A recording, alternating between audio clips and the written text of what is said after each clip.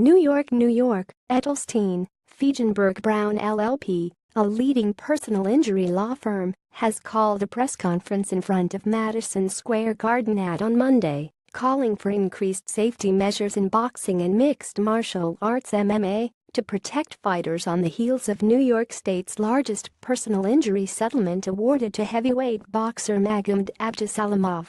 Abdusalamov's attorney Paul Edelstein successfully represented the former 180 heavyweight professional boxer who suffered a major brain injury during a 10-round fight on November 2, 2013. The press conference will follow this weekend's big fight in Las Vegas between Gennady Golovkin vs. Canelo Alvarez. On Friday, September 8, 2017, New York State agreed to pay Abdusalamov and his family $22 million for negligence by the New York State Athletic Commission inclusive of NYSAC employees and representatives in connection with that fight in Madison Square Garden.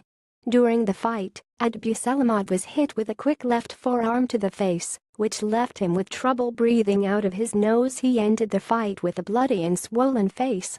He was cleared by New York Athletic Commission physicians and allowed to leave Madison Square Garden, after which he threw up and jumped in a cab to a nearby hospital. When he made it to the hospital, he underwent emergency surgery, suffered multiple strokes, was in a coma for weeks, and was hospitalized for more than 10 months, including inpatient rehab. Abdusalamov is now paralyzed on his right side and cannot walk. His speech is limited to mumbling. New York State has always said that they wanted to be at the forefront of boxing and MMA safety, but the changes to date are still not enough. Safety-specific legislation geared towards prevention of catastrophic injuries in boxing is still needed, said Edelstein. In light of the resolution of the case, and that we are no longer at odds with the state as litigants, we hope to join forces with them to make meaningful changes which will make combat sports safer.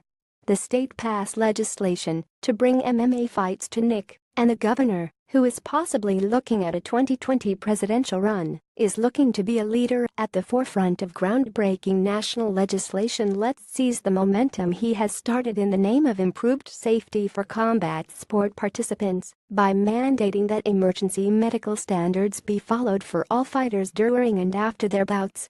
Only by requiring acceptable standard of care evaluations for life-altering and life-threatening injuries will fighters have the same chance of prompt medical and surgical intervention.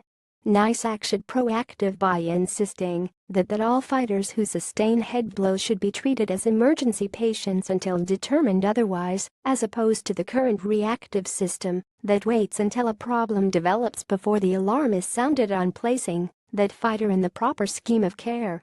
So, on heels of Saturday's Las Vegas fight, we are calling on New York State to push harder and for our national leaders to finally make one standard set of regulations for the safety and well-being of the athletes and all combat sports.